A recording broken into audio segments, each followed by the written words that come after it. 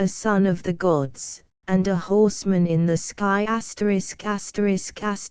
son of the gods and a horseman in the sky by Ambrose Bierce, including an introduction by W. C. Morrow. Western Classics No. 4. The photogravure frontispiece after a painting by Will Jenkins. The introduction, a son of the gods, a horseman in the sky. The introduction, brilliant and magnetic as are these two studies by Ambrose Bierce, and especially significant as coming from one who was a boy soldier in the Civil War, they merely reflect one side of his original and many-faceted genius.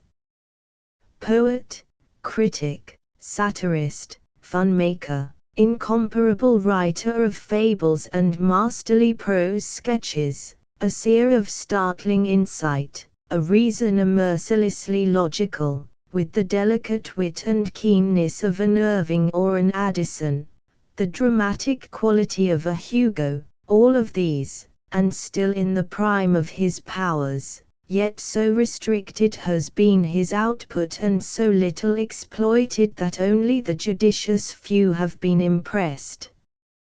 Although an American, he formed his band years ago in London, where he was associated with the younger Houdon Fun. There he laid the foundation for that reputation which he today enjoys, the distinction of being the last of the scholarly satirists. With that training he came to San Francisco, where, in an environment equally as genial, his talent grew and mellowed through the years. Then he was summoned to New York to assist a newspaper fight against a great railroad, since the conclusion of which brilliant campaign Eastern journalism and magazine work have claimed his attention. 2 volumes, The Fiend's Delight and Cobwebs from an Empty Skull, titles that would damn modern books, were collections published years ago from his work on London Fun. Their appearance made him at once the chief wit and humorist of England, and, combined with his satirical work on Fun, led to his engagement by friends of the exiled Eugenie to conduct a periodical against her enemies, who purposed to make her refuge in England untenable by means of newspaper attacks. It is easy to imagine the zest with which the chivalrous Bierce plunged into preparations for the fight. But the struggle never came. It was sufficient to learn that Bierce would be the Richmond. The attack upon the stricken ex-empress was abandoned. When he was urged in San Francisco, years afterward, to write more of the inimitable things that filled those 2 volumes, he said that it was only fun, a boy's work. Only fun. There has never been such delicious fun since the beginning of literature, and there is nothing better than fun. Yet it held his own peculiar quality, which is not that of American fun, quality of a brilliant intellectuality, the keenness of a rapier, a teasing subtlety, a contempt for Pharisaism and squeamishness, and above all a fine philosophy.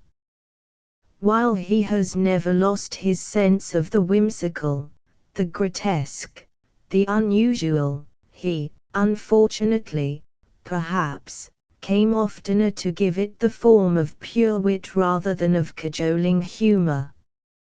Few Americans know him as a humorist, because his humor is not built on the broad, rough lines that are typically American. It belongs to an older civilization, yet it is jollier than the English and bolder than the French.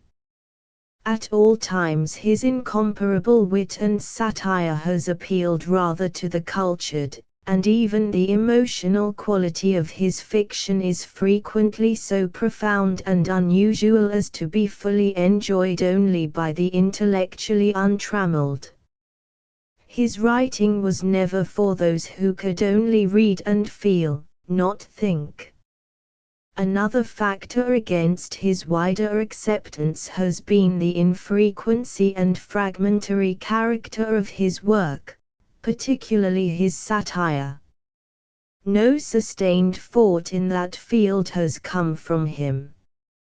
His satire was born largely of a transient stimulus, and was evanescent. Even his short stories are, generally, but blinding flashes of a moment in a life. He laughingly ascribes the meagerness of his output to indolence, but there may be a deeper reason, of which he is unconscious. What is more dampening than a seeming lack of appreciation? Tales of Soldiers and Civilians had a disheartening search for an established publisher, and finally was brought out by an admiring merchant of San Francisco. It attracted so much critical attention that its republication was soon undertaken by a regular house. Had Bierce never produced anything but these prose tales, his right to a place high in American letters would nevertheless be secure, and of all his work, serious or otherwise, here is his greatest claim to popular and permanent recognition. No stories for which the Civil War has furnished such dramatic settings surpass these masterpieces of short fiction, either in power of description, subtlety of touch or literary finish. It is deeply to be regretted that he has not given us more such prose. W.C. Morrow. A son of the gods, a breezy day and a sunny landscape. An open country to right and left and forward, behind, a wood. In the edge of this wood, facing the open but not venturing into it, long lines of troops halted. The wood is alive with them, and full of confused noises, the occasional rattle of wheels as a battery of artillery goes into position to cover the advance, the hum and murmur of the soldiers talking, a sound of innumerable feet in the dry leaves that strew the interspaces among the trees, hoarse commands of officers. Detached groups of horsemen are well in front, not altogether exposed, many of them intently regarding the crest of a hill a mile away in the direction of the interrupted advance. For this powerful army, moving in battle order through a forest, has met with a formidable obstacle, the open country. The crest of that gentle hill a mile away has a sinister look, it says, beware. Along it runs a stone wall extending to left and right a great distance. Behind the wall is a hedge. Behind the hedge are seen the tops of trees in rather straggling order. Among the trees, what? It is necessary to know. Yesterday, and for many days and nights previously, we were fighting somewhere, always there was cannonading, with occasional keen rattlings of musketry, mingled with cheers, our own or the enemy's, we seldom knew, attesting some temporary advantage. This morning at daybreak the enemy was gone. We have moved forward across his earthworks, across which we have so often vainly attempted to move before, through the debris of his abandoned camps, among the graves of his fallen, into the woods beyond. How curiously we regarded everything! How odd it all seemed! Nothing appeared quite familiar, the most commonplace objects, an old saddle, a splintered wheel, a forgotten canteen, everything related something of the mysterious personality of those strange men who had been killing us. The soldier never becomes wholly familiar with the conception of his foes as men like himself. He cannot divest himself of the feeling that they are another order of beings, differently conditioned, in an environment not altogether of the earth. The smallest vestiges of them rivet his attention and engage his interest. He thinks of them as inaccessible, and, catching an unexpected glimpse of them, they appear farther away, and therefore larger, than they really are, like objects in a fog. He is somewhat in awe of them. From the edge of the wood leading up the acclivity are the tracks of horses and wheels, the wheels of cannon. The yellow grass is beaten down by the feet of infantry. Clearly they have passed this way in thousands, they have not withdrawn by the country roads. This is significant, it is the difference between retiring and retreating. That group of horsemen is our commander, his staff, and escort. He is facing the distant crest, holding his field glass against his eyes with both hands, his elbows needlessly elevated. It is a fashion, it seems to dignify the act, we are all addicted to it. Suddenly he lowers the glass and says a few words to those about him. 2 or 3 aides detach themselves from the group and canter away into the woods, along the lines in each direction. We did not hear his words, but we knew them. Tell General X to send forward the skirmish line. Those of us who have been out of place resume our positions, the men resting at ease straighten themselves, and the ranks are reformed without a command. Some of us staff officers dismount and look at our saddle girths, those already on the ground remount. Galloping rapidly along in the edge of the open ground comes a young officer on a snow-white horse. His saddle blanket is scarlet. What a fool! No one who has ever been in battle but remembers how naturally every rifle turns toward the man on a white horse. No one but has observed how a bit of red enrages the bull of battle.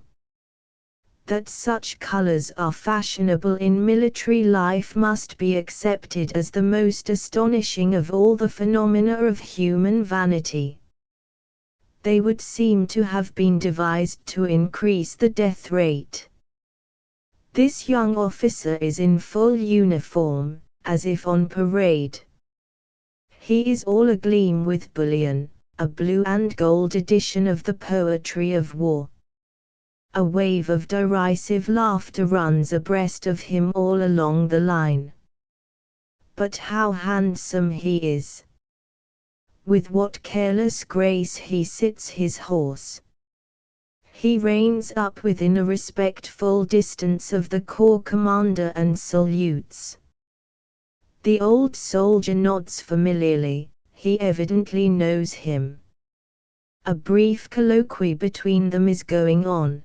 The young man seems to be preferring some request which the elder one is indisposed to grant.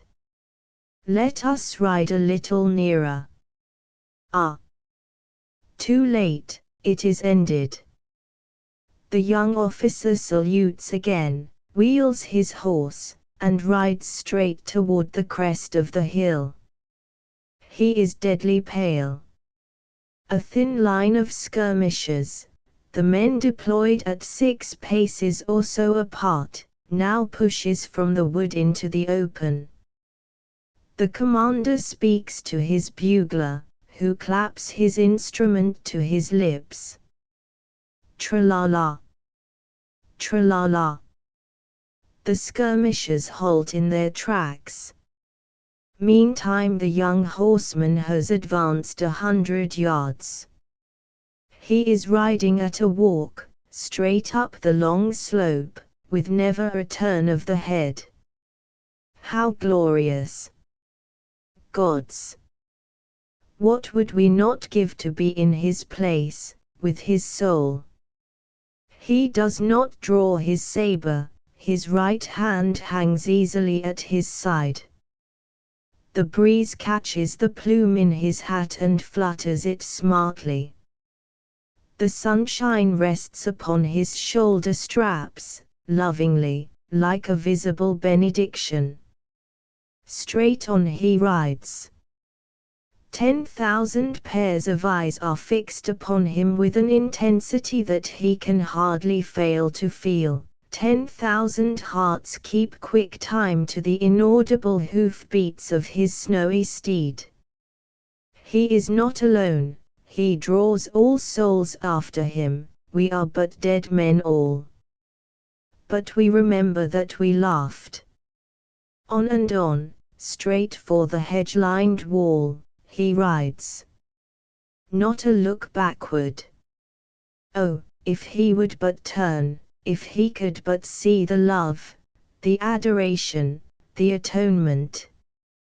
Not a word is spoken.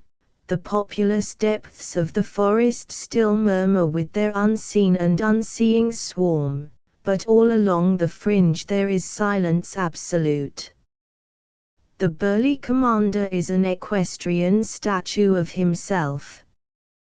The mounted staff officers, their field glasses up, are motionless all. The line of battle in the edge of the wood stands at a new kind of attention, each man in the attitude in which he was caught by the consciousness of what is going on. All these hardened and impenitent man-killers, to whom death in its awfulest forms is a fact familiar to their everyday observation, who sleep on hills trembling with the thunder of great guns, dine in the midst of streaming missiles, and play at cards among the dead faces of their dearest friends, all are watching with suspended breath and beating hearts the outcome of an act involving the life of one man. Such is the magnetism of courage and devotion. If now you should turn your head, you would see a simultaneous movement among the spectators, a start, as if they had received an electric shock, and looking forward again to the now distant horseman, you would see that he has in that instant altered his direction and is riding at an angle to his former course. The spectators suppose the sudden deflection to be caused by a shot, perhaps a wound, but take this field glass and you will observe that he is riding toward a break in the wall and hedge. He means, if not killed, to ride through and overlook the country beyond. You are not to forget the nature of this man's act. It is not permitted to you to think of it as an instance of bravado, nor, on the other hand, a needless sacrifice of self. If the enemy has not retreated, he is in force on that ridge. The investigator will encounter nothing less than a line of battle. There is no need of pickets, vedettes, skirmishers, to give warning of our approach. Our attacking lines will be visible, conspicuous, exposed to an artillery fire that will shave the ground the moment they break from cover, and for half the distance to a sheet of rifle bullets in which nothing can live. In short, if the enemy is there, it would be madness to attack him in front. He must be maneuvered out by the immemorial plan of threatening his line of communication, as necessary to his existence as to the diver at the bottom of the sea his air tube. But how ascertain if the enemy is there? There is but one way: somebody must go and see. The natural and customary thing to do is to send forward a line of skirmishers. But in this case they will answer in the affirmative with all their lives. The enemy, crouching in double ranks behind the stone wall and in cover of the hedge, will wait until it is possible to count each assailant's teeth. At the first volley a half of the questioning line will fall, the other half before it can accomplish the predestined retreat. What a price to pay for gratified curiosity! At what a dear rate an army must sometimes purchase knowledge! Let me pay all, says this gallant man, this military Christ. There is no hope except the hope against hope that the crest is clear.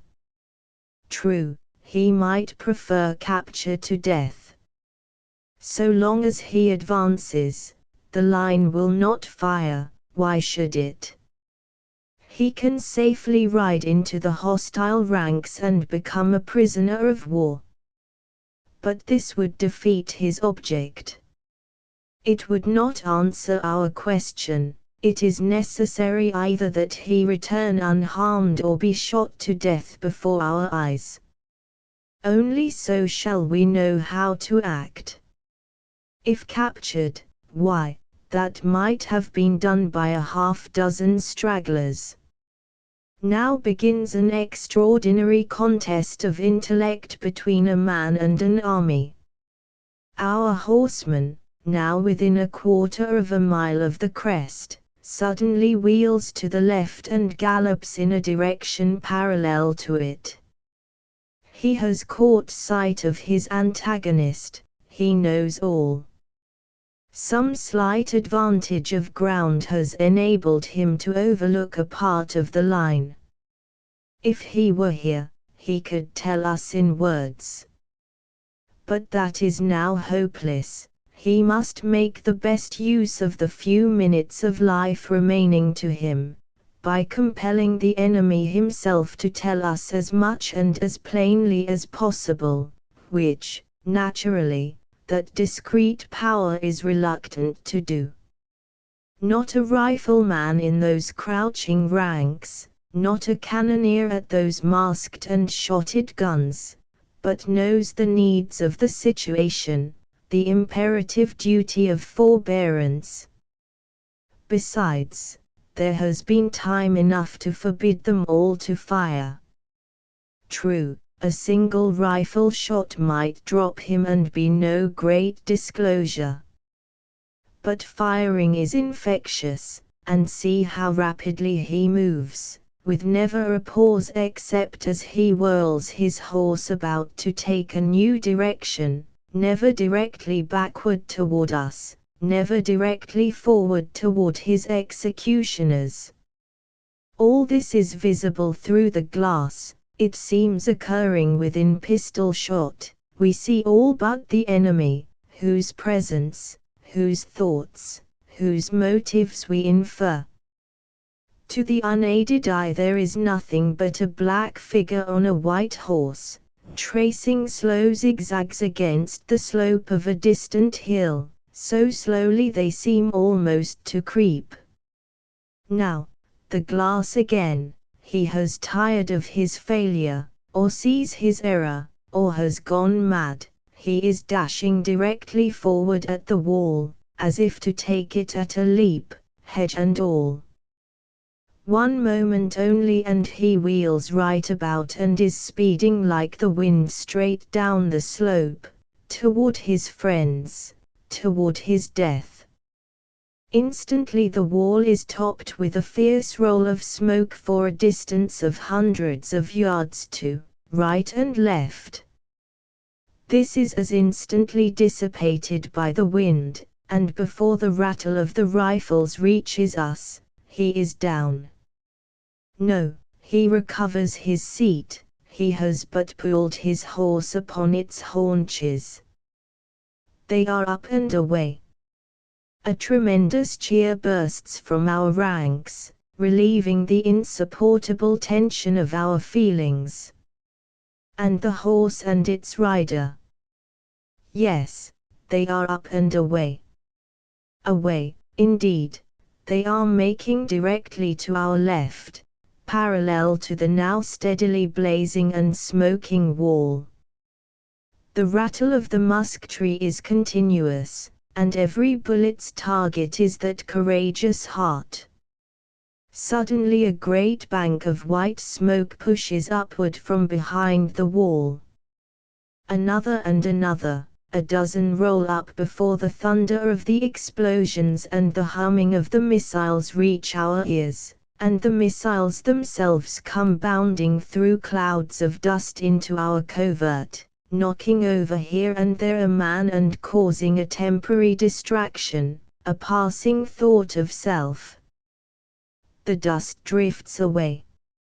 Incredible, that enchanted horse and rider have passed a ravine and are climbing another slope to unveil another conspiracy of silence, to thwart the will of another armed host. Another moment and that crest too is in eruption. The horse rears and strikes the air with its 4 feet. They are down at last. But look again, the man has detached himself from the dead animal. He stands erect, motionless, holding his saber in his right hand straight above his head. His face is toward us. Now he lowers his hand to a level with his face and moves it outward, the blade of the saber describing a downward curve. It is a sign to us, to the world, to posterity. It is a hero's salute to death and history. Again the spell is broken, our men attempt to cheer, they are choking with emotion, they utter hoarse, discordant cries, they clutch their weapons and press tumultuously forward into the open. The skirmishers, without orders, against orders, are going forward at a keen run, like hounds unleashed. Our cannon speak and the enemy's now open in full chorus, to right and left as far as we can see, the distant crest, seeming now so near, erects its towers of cloud, and the great shot pitch roaring down among our moving masses. Flag after flag of ours emerges from the wood, line after line sweeps forth, catching the sunlight on its burnished arms. The rear battalions alone are in obedience, they preserve their proper distance from the insurgent front.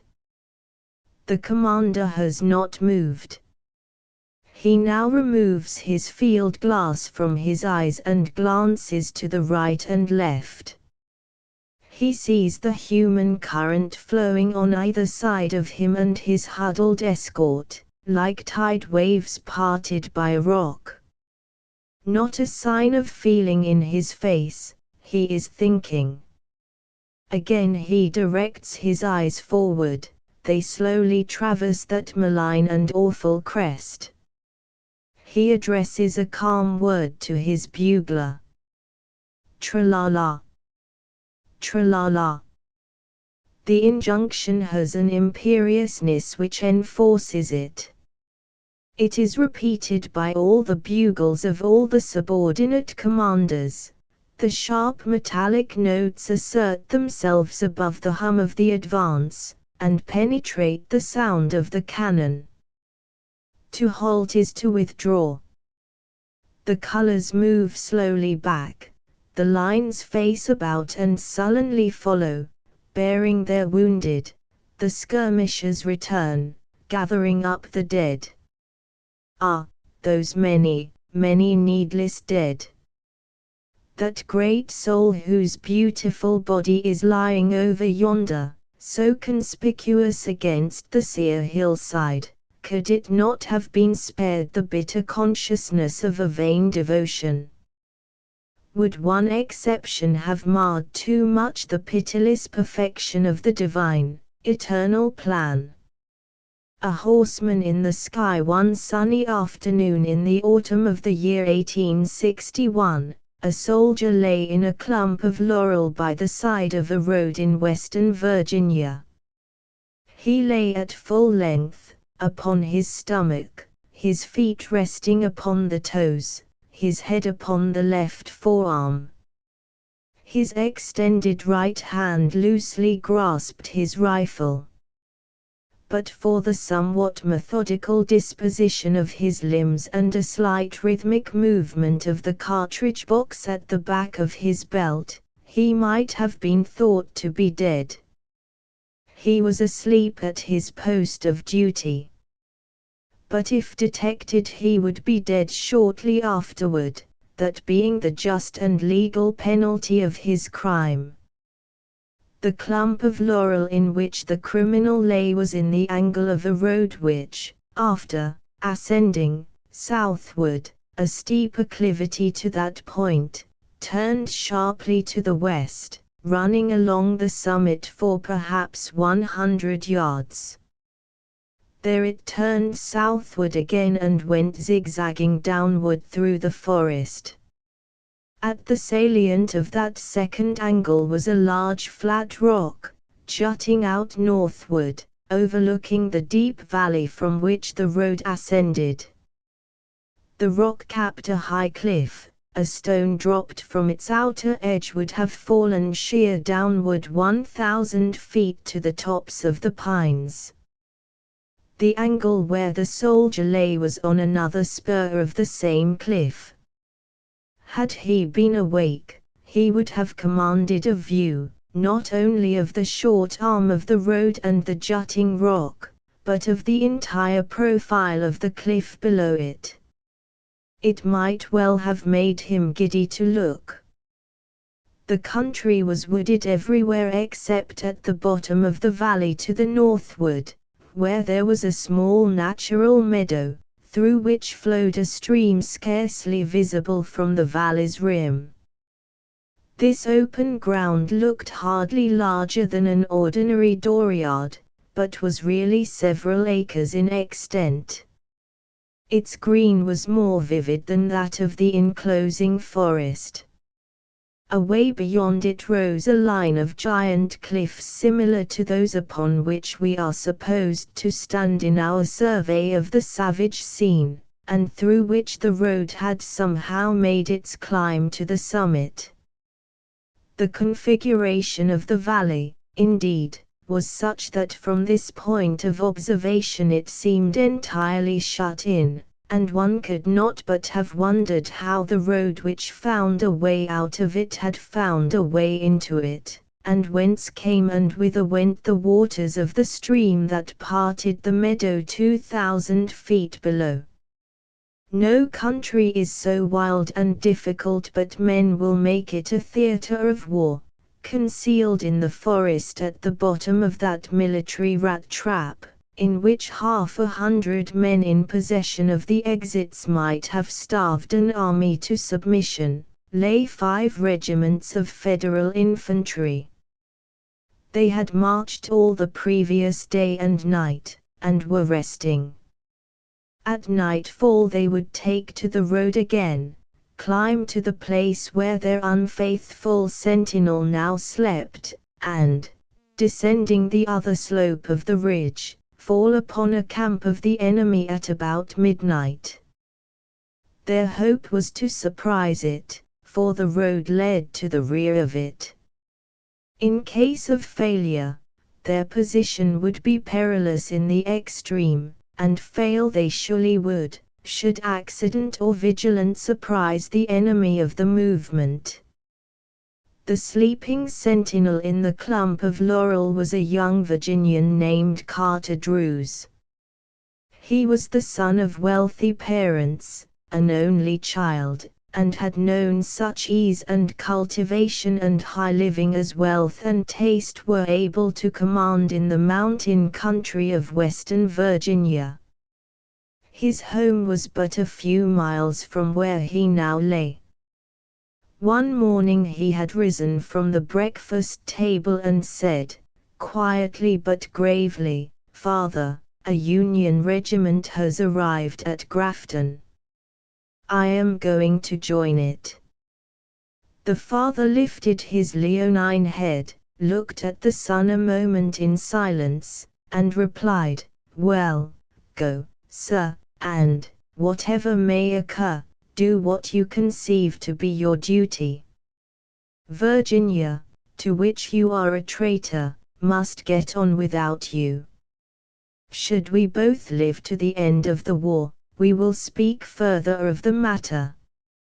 Your mother, as the physician has informed you, is in a most critical condition. At the best, she cannot be with us longer than a few weeks, but that time is precious. It would be better not to disturb her."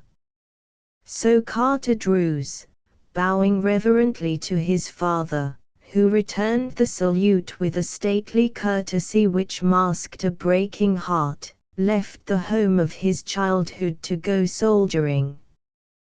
By conscience and courage, by deeds of devotion and daring, he soon commended himself to his fellows and his officers, and it was to these qualities and to some knowledge of the country that he owed his selection for his present perilous duty at the extreme outpost. Nevertheless, fatigue had been stronger than resolution, and he had fallen asleep. What good or bad angel came in a dream to rouse him from his state of crime, who shall say? Without a movement, without a sound, in the profound silence and the languor of the late afternoon, some invisible messenger of fate touched with unsealing finger the eyes of his consciousness, whispered into the ear of his spirit the mysterious awakening word which no human lips ever have spoken, no human memory ever has recalled. He quietly raised his forehead from his arm and looked between the masking stems of the laurels, instinctively closing his right hand about the stock of his rifle. His first feeling was a keen artistic delight. On a colossal pedestal, the cliff, motionless at the extreme edge of the capping rock and sharply outlined against the sky, was an equestrian statue of impressive dignity. The figure of the man sat the figure of the horse, straight and soldierly, but with the repose of a Grecian god carved in the marble which limits the suggestion of activity. The grey costume harmonized with its aerial background. The metal of accoutrement and caparison was softened and subdued by the shadow. The animal's skin had no points of highlight. A carbine, strikingly foreshortened, lay across the pommel of the saddle, kept in place by the right hand grasping it at the grip. The left hand, holding the bridle rein, was invisible. In silhouette against the sky, the profile of the horse was cut with the sharpness of a cameo. It looked across the heights of air to the confronting cliffs beyond. The face of the rider, turned slightly away, showed only an outline of temple and beard. He was looking downward to the bottom of the valley. Magnified by its lift against the sky and by the soldiers' testifying sense of the formidableness of a near enemy, the group appeared of heroic, almost colossal, size. For an instant Drews had a strange, half-defined feeling that he had slept to the end of the war and was looking upon a noble work of art reared upon that commanding eminence to commemorate the deeds of an heroic past of which he had been an inglorious part. The feeling was dispelled by a slight movement of the group. The horse, without moving its feet, had drawn its body slightly backward from the verge. The man remained immobile as before. Broad awake and keenly alive to the significance of the situation, Drews now brought the butt of his rifle against his cheek by cautiously pushing the barrel forward through the bushes, cocked the piece, and, glancing through the sights, covered a vital spot of the horseman's breast. A touch upon the trigger and all would have been well with Carter Drews. At that instant the horseman turned his head and looked in the direction of his concealed foeman, seemed to look into his very face, into his eyes, into his brave, compassionate heart. Is it, then, so terrible to kill an enemy in war, an enemy who has surprised a secret vital to the safety of one's self and comrades, an enemy more formidable for his knowledge than all his army for its numbers? Carter Drews grew pale, he shook in every limb, turned faint, and saw the statuesque group before him as black figures, rising, falling, moving unsteadily in arcs of circles in a fiery sky. His hand fell away from his weapon, his head slowly dropped until his face rested on the leaves in which he lay. This courageous gentleman and hardy soldier was near swooning from intensity of emotion. It was not for long, in another moment his face was raised from earth, his hands resumed their places on the rifle, his forefinger sought the trigger, mind, heart and eyes were clear, conscience and reason sound. He could not hope to capture that enemy. To alarm him would but send him dashing to his camp with his fatal news. The duty of the soldier was plain. The man must be shot dead from ambush, without warning, without a moment's spiritual preparation, with never so much as an unspoken prayer. He must be sent to his account. But no, there is a hope. He may have discovered nothing. Perhaps he is but admiring the sublimity of the landscape. If permitted, he may turn and ride carelessly away in the direction whence he came. Surely it will be possible to judge at the instant of his withdrawing whether he knows. It may well be that his fixity of attention, Drews turned his head and looked through the deeps of air downward as from the surface of the bottom of a translucent sea. He saw creeping across the green meadow a sinuous line of figures of men and horses. Some foolish commander was permitting the soldiers of his escort to water their beasts in the open, in plain view from 100 summits. Drews withdrew his eyes from the valley and fixed them again upon the group of man and horse in the sky, and again it was through the sights of his rifle. But this time his aim was at the horse. In his memory, as if they were a divine mandate, rang the words of his father at their parting, "Whatever may occur, do what you conceive to be your duty." He was calm now. His teeth were firmly but not rigidly closed, his nerves were as tranquil as a sleeping babe's, not a tremor affected any muscle of his body, his breathing, until suspended in the act of taking aim, was regular and slow. Duty had conquered, the spirit had said to the body, "Peace, be still." He fired. An officer of the federal force, who, in a spirit of adventure or in quest of knowledge, had left the hidden bivouac in the valley, and, with aimless feet, had made his way to the lower edge of a small open space near the foot of the cliff, was considering what he had to gain by pushing his exploration further. At a distance of a quarter-mile before him, but apparently at a stone's throw, rose from its fringe of pines the gigantic face of rock, towering to so great a height above him that it made him giddy to look up to where its edge cut a sharp, rugged line against the sky. At some distance away to his right it presented a clean, vertical profile against a background of blue sky to a point half the way down, and of distant hills hardly less blue, thence to the tops of the trees at its base. Lifting his eyes to the dizzy altitude of its summit, the officer saw an astonishing sight, a man on horseback riding down into the valley through the air. Straight upright sat the rider, in military fashion, with a firm seat in the saddle, a strong clutch upon the rein to hold his charger from too impetuous a plunge. From his bare head his long hair streamed upward, waving like a plume. His hands were concealed in the cloud of the horse's lifted mane. The animal's body was as level as if every hoof stroke encountered the resistant earth.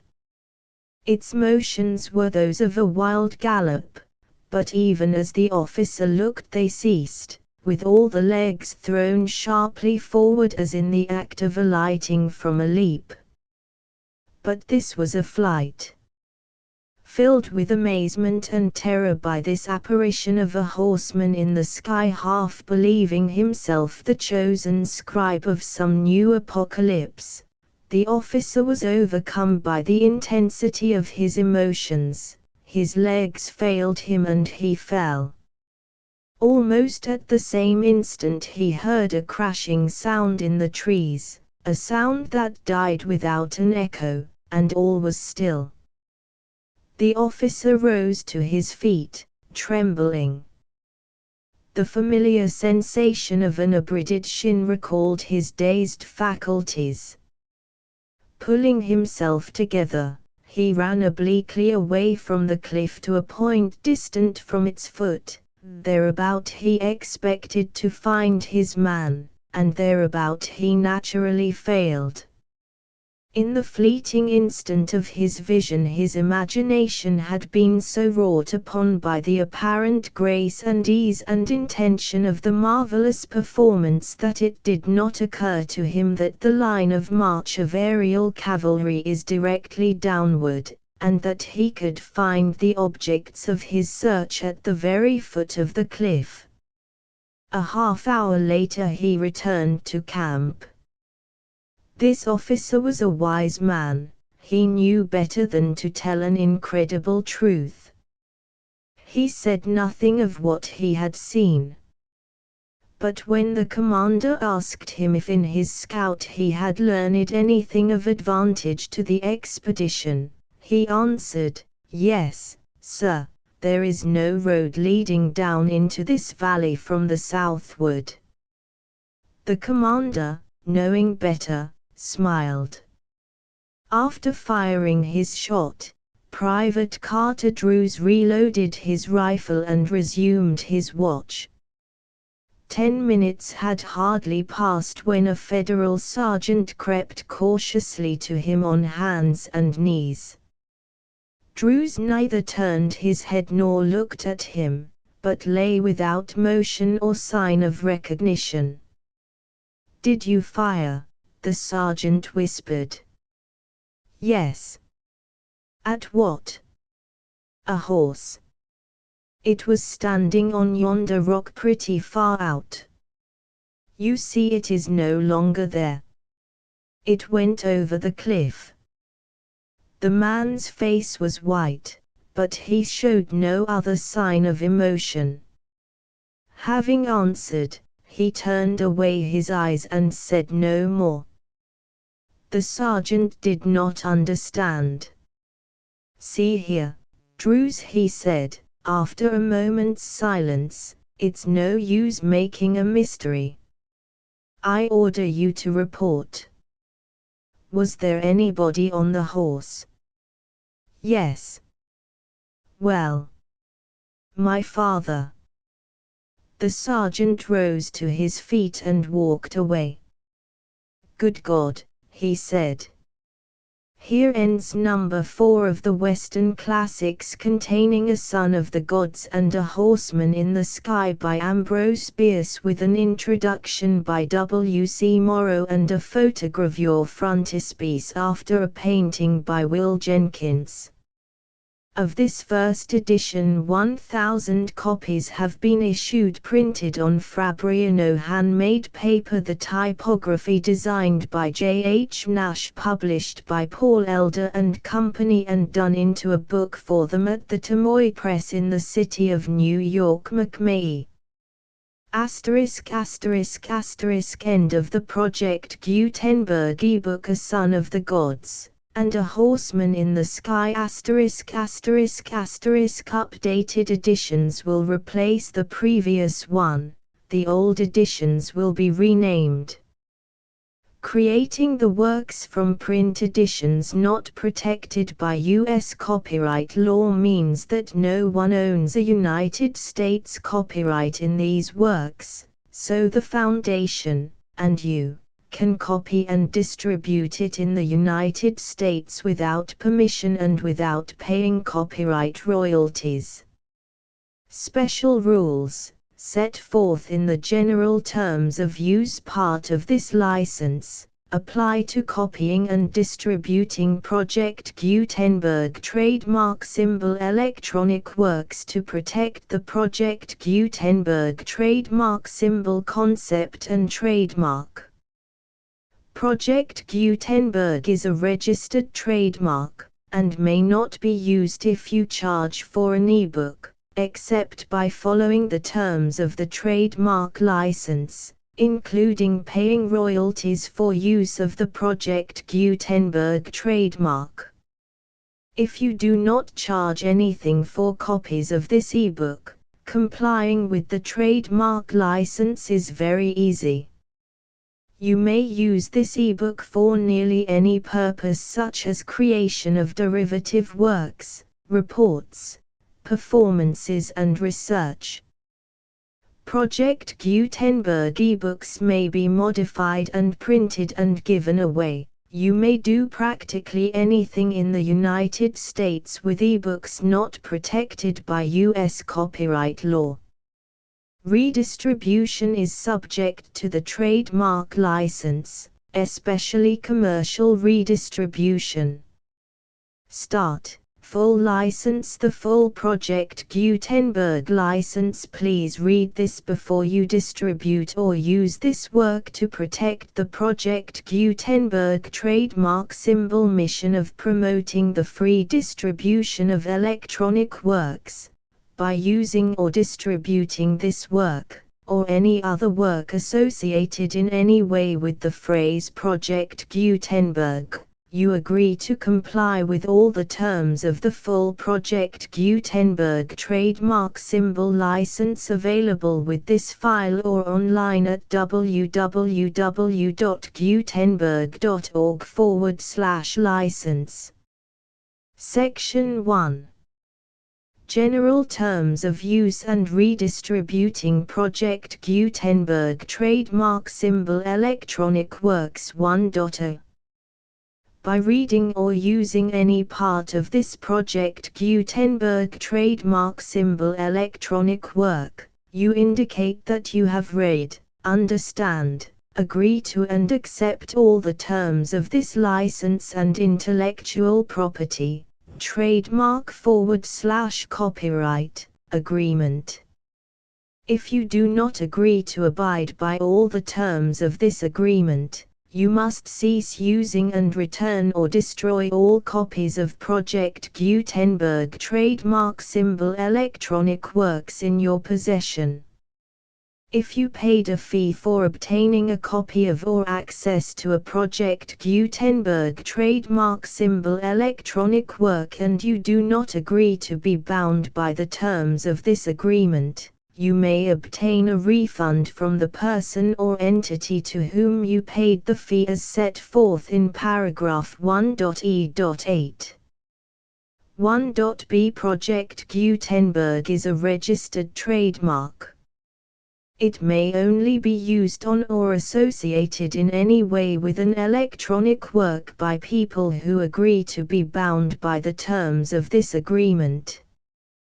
There are a few things that you can do with most Project Gutenberg trademark symbol electronic works even without complying with the full terms of this agreement. See paragraph 1.c below. There are a lot of things you can do with Project Gutenberg trademark symbol electronic works if you follow the terms of this agreement and help preserve free future access to Project Gutenberg trademark symbol electronic works. See paragraph 1.e below. 1.c. The Project Gutenberg Literary Archive Foundation, the foundation or PGLAF, owns a compilation copyright in the collection of Project Gutenberg trademark symbol electronic works. Nearly all the individual works in the collection are in the public domain in the United States. If an individual work is unprotected by copyright law in the United States and you are located in the United States, we do not claim a right to prevent you from copying, distributing, performing, displaying or creating derivative works based on the work as long as all references to Project Gutenberg are removed. Of course, we hope that you will support the Project Gutenberg trademark symbol mission of promoting free access to electronic works by freely sharing Project Gutenberg trademark symbol works in compliance with the terms of this agreement for keeping the Project Gutenberg trademark symbol name associated with the work. You can easily comply with the terms of this agreement by keeping this work in the same format with its attached full Project Gutenberg trademark symbol license when you share it without charge with others. 1.d. The copyright laws of the place where you are located also govern what you can do with this work. Copyright laws in most countries are in a constant state of change. If you are outside the United States, check the laws of your country in addition to the terms of this agreement before downloading, copying, displaying, performing, distributing or creating derivative works based on this work or any other Project Gutenberg trademark symbol work. The Foundation makes no representations concerning the copyright status of any work in any country other than the United States. 1.e. Unless you have removed all references to Project Gutenberg, 1.e.1.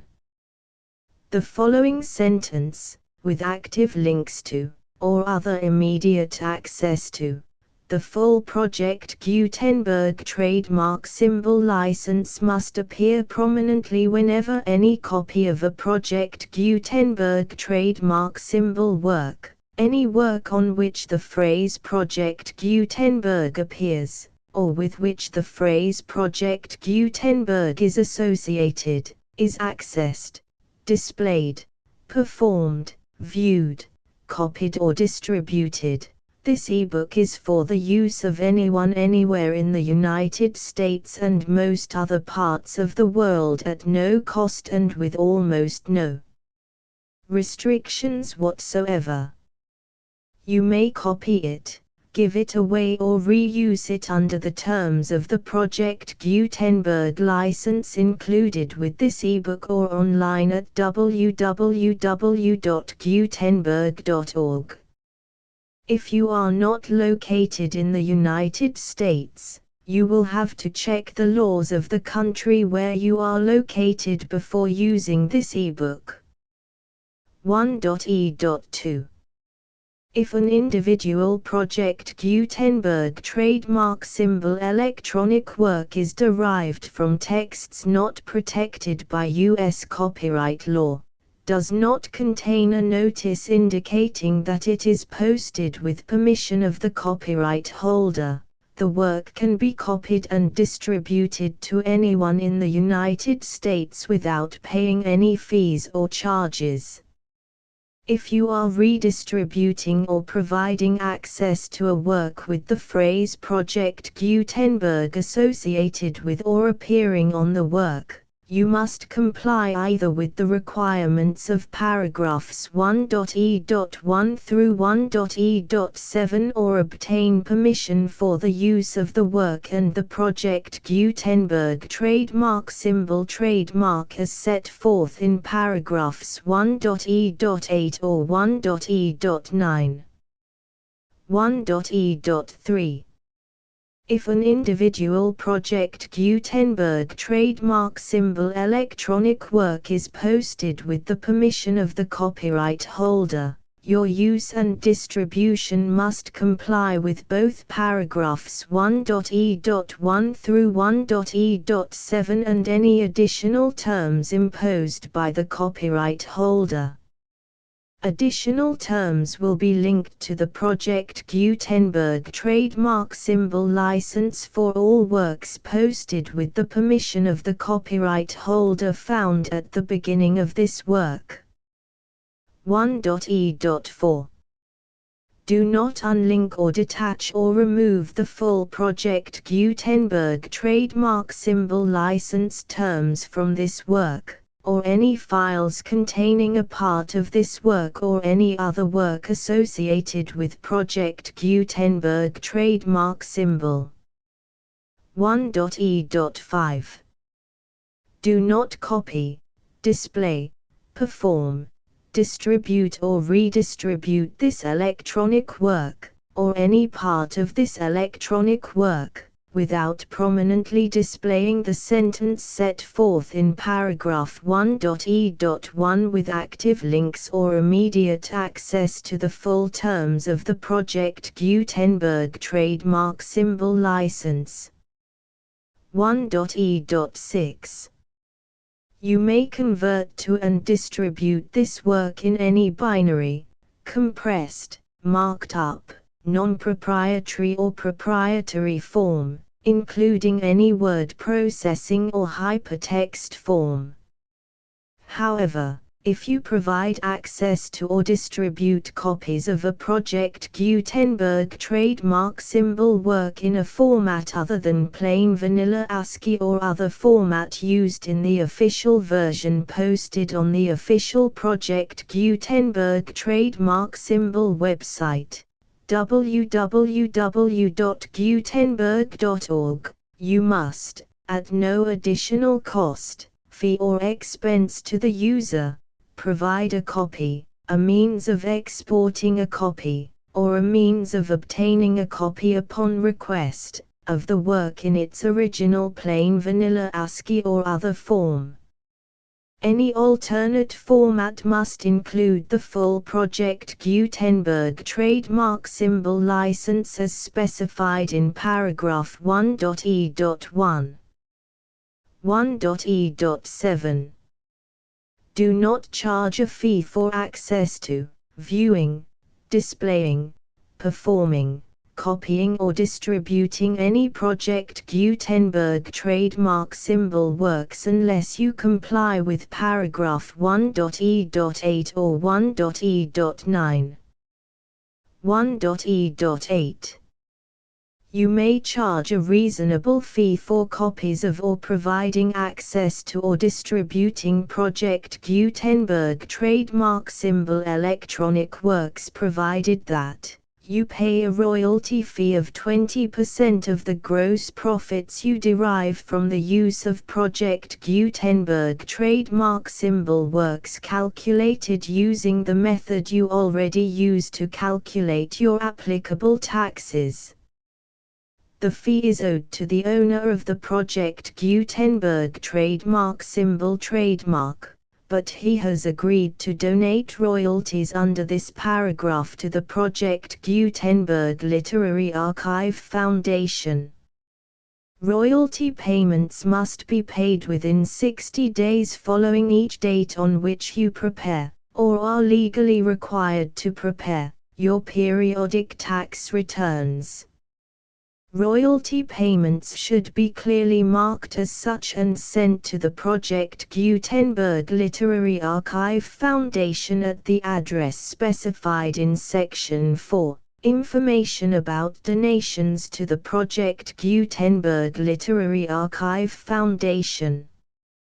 You provide a full refund of any money paid by a user who notifies you in writing, or by email, within 30 days of receipt that S/he does not agree to the terms of the full Project Gutenberg trademark symbol license. You must require such a user to return or destroy all copies of the works possessed in a physical medium and discontinue all use of and all access to other copies of Project Gutenberg trademark symbol works. You provide, in accordance with paragraph 1.f.3, a full refund of any money paid for a work or a replacement copy, if a defect in the electronic work is discovered and reported to you within 90 days of receipt of the work.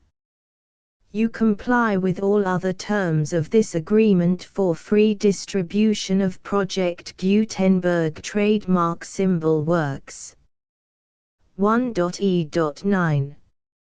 If you wish to charge a fee or distribute a Project Gutenberg trademark symbol electronic work or group of works on different terms than are set forth in this agreement, you must obtain permission in writing from the Project Gutenberg Literary Archive Foundation, the manager of the Project Gutenberg trademark symbol trademark. Contact the Foundation as set forth in Section 3 below. 1.f1.f.1. Project Gutenberg volunteers and employees expend considerable effort to identify, do copyright research on, transcribe and proofread works not protected by U.S. copyright law in creating the Project Gutenberg trademark symbol collection. Despite these efforts, Project Gutenberg trademark symbol electronic works, and the medium on which they may be stored, may contain defects such as, but not limited to, incomplete, inaccurate or corrupt data, transcription errors, a copyright or other intellectual property infringement, a defective or damaged disk or other medium, a computer virus, or computer codes that damage or cannot be read by your equipment. 1.f.2.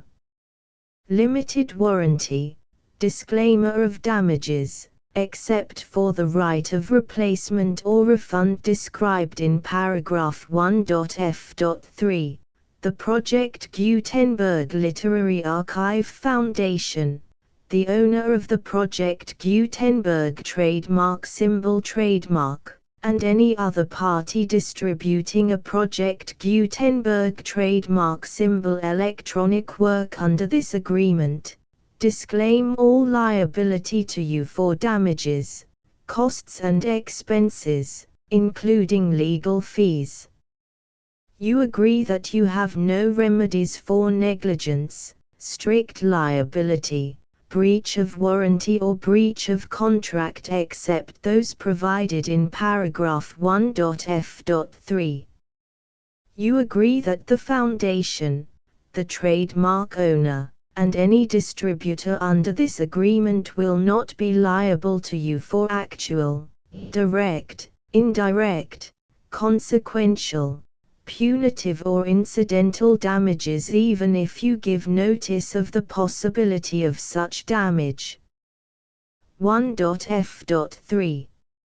Limited right of replacement or refund. If you discover a defect in this electronic work within 90 days of receiving it, you can receive a refund of the money, if any, you paid for it by sending a written explanation to the person you received the work from. If you received the work on a physical medium, you must return the medium with your written explanation. The person or entity that provided you with the defective work may elect to provide a replacement copy in lieu of a refund. If you received the work electronically, the person or entity providing it to you may choose to give you a second opportunity to receive the work electronically in lieu of a refund. If the second copy is also defective, you may demand a refund in writing without further opportunities to fix the problem. 1.f.4 Except for the limited right of replacement or refund set forth in paragraph 1.f.3, this work is provided to you as is, with no other warranties of any kind, express or implied, including but not limited to warranties of merchantability or fitness for any purpose. 1.f.5 Some states do not allow disclaimers of certain implied warranties or the exclusion or limitation of certain types of damages. If any disclaimer or limitation set forth in this agreement violates the law of the state applicable to this agreement, the agreement shall be interpreted to make the maximum disclaimer or limitation permitted by the applicable state law. The invalidity or unenforceability of any provision of this agreement shall not void the remaining provisions. 1.f.6 Indemnity. You agree to indemnify and hold the foundation, the trademark owner, any agent or employee of the foundation, anyone providing copies of Project Gutenberg trademark symbol electronic works in accordance with this agreement, and any volunteers associated with the production, promotion and distribution of Project Gutenberg trademark symbol electronic works, harmless from all liability, costs and expenses, including legal fees, that arise directly or indirectly from any of the following which you do or cause to occur. A. Distribution of this or any Project Gutenberg trademark symbol work.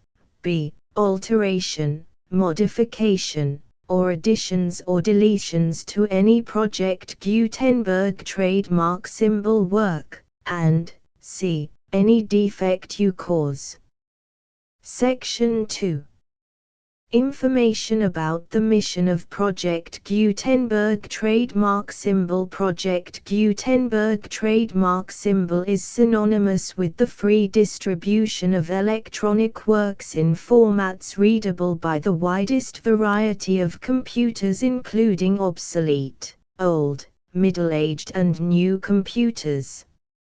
It exists because of the efforts of hundreds of volunteers and donations from people in all walks of life. Volunteers and financial support to provide volunteers with the assistance they need are critical to reaching Project Gutenberg trademark symbol's goals and ensuring that the Project Gutenberg trademark symbol collection will remain freely available for generations to come. In 2001, the Project Gutenberg Literary Archive Foundation was created to provide a secure and permanent future for Project Gutenberg trademark symbol and future generations. To learn more about the Project Gutenberg Literary Archive Foundation and how your efforts and donations can help, see sections 3 and 4 and the Foundation information page at www.gutenberg.org. Section 3. Information about the Project Gutenberg Literary Archive Foundation. The Project Gutenberg Literary Archive Foundation is a non-profit 501(c)(3) educational corporation organized under the laws of the state of Mississippi and granted tax-exempt status by the Internal Revenue Service. The foundation's IN or Federal Tax Identification Number is 64-6221541. Contributions to the Project Gutenberg Literary Archive Foundation are tax-deductible to the full extent permitted by U.S. federal laws and your state's laws. The Foundation's business office is located at 809 North 1500 West, Salt Lake City, UT 84116, 801-596-1887. Email contact links and up-to-date contact information can be found at the Foundation's website and official page at www.gutenberg.org/contact section 4. Information about donations to the Project Gutenberg Literary Archive Foundation. Project Gutenberg trademark symbol depends upon and cannot survive without widespread public support and donations to carry out its mission of increasing the number of public domain and licensed works that can be freely distributed in machine-readable form accessible by the widest array of equipment including outdated equipment. Many small donations, $1 to $5,000, are particularly important to maintaining tax-exempt status with the IRS. The Foundation is committed to complying with the laws regulating charities and charitable donations in all 50 states of the United States. Compliance requirements are not uniform and it takes a considerable effort, much paperwork and many fees to meet and keep up with these requirements. We do not solicit donations in locations where we have not received written confirmation of compliance. To send donations or determine the status of compliance for any particular state, visit www.gutenberg.org/donate. While we cannot and do not solicit contributions from states where we have not met the solicitation requirements, we know of no prohibition against accepting unsolicited donations from donors in such states who approach us with offers to donate. International donations are gratefully accepted, but we cannot make any statements concerning tax treatment of donations received from outside the United States. U.S. laws alone swamp our small staff.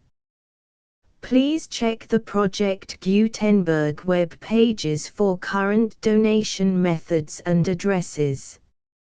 Donations are accepted in a number of other ways including checks, online payments and credit card donations. To donate, please visit www.gutenberg.org/donate. Section 5. General information about Project Gutenberg trademark symbol electronic works. Professor Michael S. Hart was the originator of the Project Gutenberg trademark symbol concept of a library of electronic works that could be freely shared with anyone. For 40 years, he produced and distributed Project Gutenberg trademark symbol ebooks with only a loose network of volunteer support. Project Gutenberg trademark symbol ebooks are often created from several printed editions, all of which are confirmed as not protected by copyright in the U.S. unless a copyright notice is included. Thus, we do not necessarily keep ebooks in compliance with any particular paper edition. Most people start at our website, which has the main PG search facility, www.gutenberg.org. This website includes information about Project Gutenberg trademark symbol, including how to make donations to the Project Gutenberg Literary Archive Foundation, how to help produce our new ebooks, and how to subscribe to our email newsletter to hear about new ebooks.